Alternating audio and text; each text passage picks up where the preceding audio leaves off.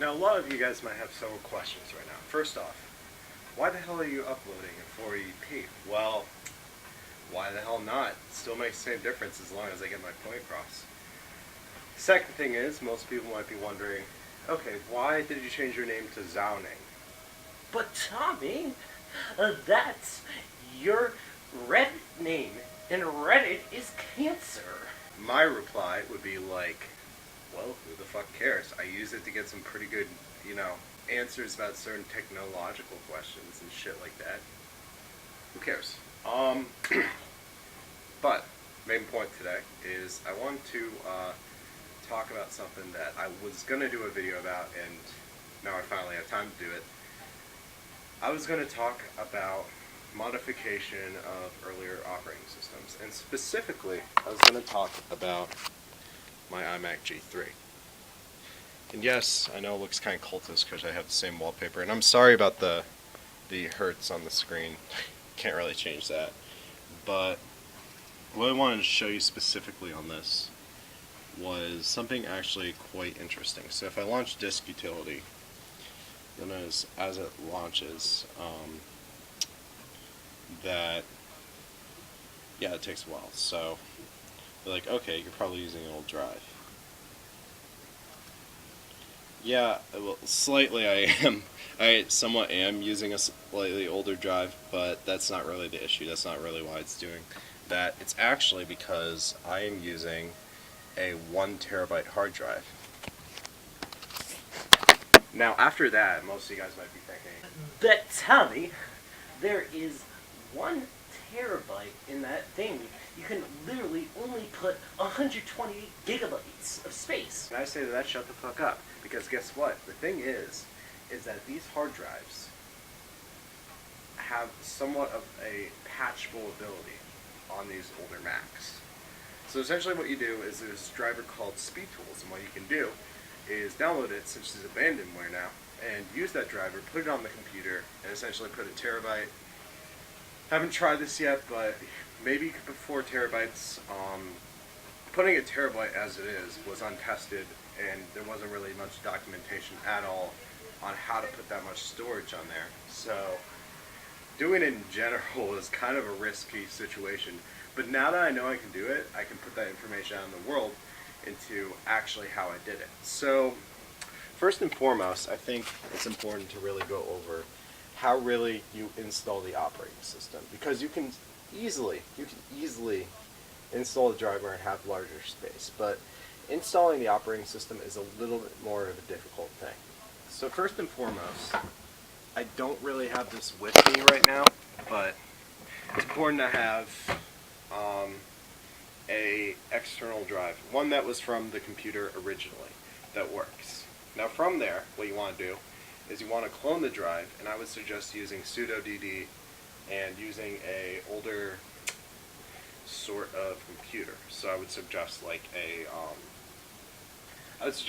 Linux computer, and then having the newer drive and the older drive hooked up to the same thing. This is a 256 I had before, which is already too much space, but what you can actually do is I actually copied this over. It was a little bit more complicated than most people. What I had to do was I copied over a 64 gig image over to this, and then from the 64 gig image, what I did was I used a program for, I think it was Mac, called like Super Duper. What you can do from there is directly copy the files. So what I did was I directly copied the files onto the HFS Plus operating system drive. Now what's important, and the reason why you want to clone this and not just like create a new whole thing and then drag and drop all the files, is because on most of these drives, when the installation goes forward, what will happen is Mac will make a hidden directory, or like a hidden set of partitions, and that's what it uses to really identify that the operating system is on the computer and can boot up from that drive. So essentially all you need to do really is have those hidden partitions like copied over. But I would suggest, and this is also very important, to have a base image on your, like a base partition on your computer that is 120 gigabytes or less. And with that, what you do is from the 128 gigabyte partition or less is you take all the extended space and you make an extra partition that is the same format, so like HFS plus. Now from there, what you do is, I will put a link down in the description, but all you need to do is just download that ATA tools driver, and then you install it on the computer. I think 10.2.8 is where it starts, and it goes up to 10.4 and all that, and then there's also a Leopard install. All you need to do, just install that. It will reboot the computer, and essentially you will have all your space there.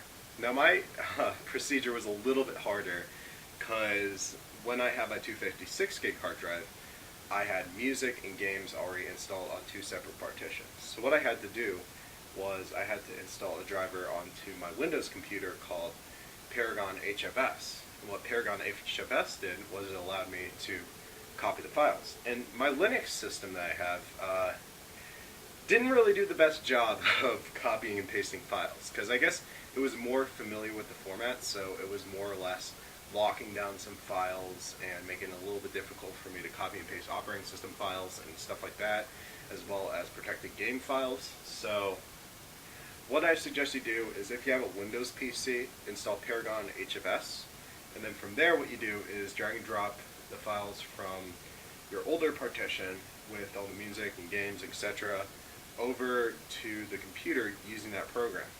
If you use Linux, what will happen is you end up kind of corrupting some of the files. So when I moved my music, right, it actually corrupted half of my music, and it ended up being, I think,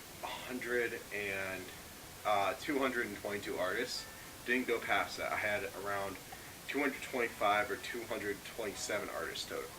So what that did was it corrupted some of the files. I tested some music out. Some of the music wasn't showing up, and it was half the storage size.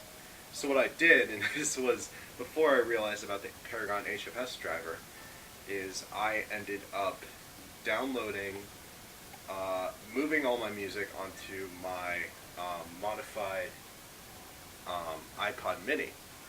So my iPod Mini actually has a 64 gig hard drive, and my music hasn't reached past 64 gigs, so luckily I was able to drag and drop the files over there and then put it back onto the computer. So from there, what I did was I moved it back. From there, I didn't like sync it. What I did was I just directly drag and drop the music folder. But again, what I suggest is definitely, if you're going to do a fresh install, that's the best thing, and you're not going to have to deal with all these extra backends.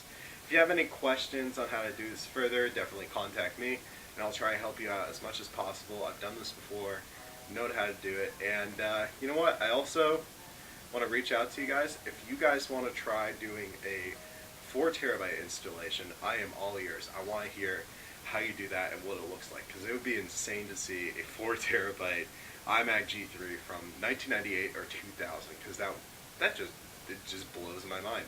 As much as it is having a 1 terabyte IMac G3, seeing a 4 terabyte would be like, first off, why? And second off, would be like, I don't know, it's pretty cool. You could probably put a lot of music on it, make it a really nice jukebox, maybe put a lot of movies. But again, the MPEG format isn't really the best to use the iMacs for. Either way, it's a really cool mod. I suggest you try it out. Oh, and another thing is, there is no 1 terabyte IDE drive. So what I suggest is getting, a converter cable from SATA to IDE. So then you're able to put the drive in. And you'll notice, if I turn off the light right here, that you might not actually be able to see it. Actually,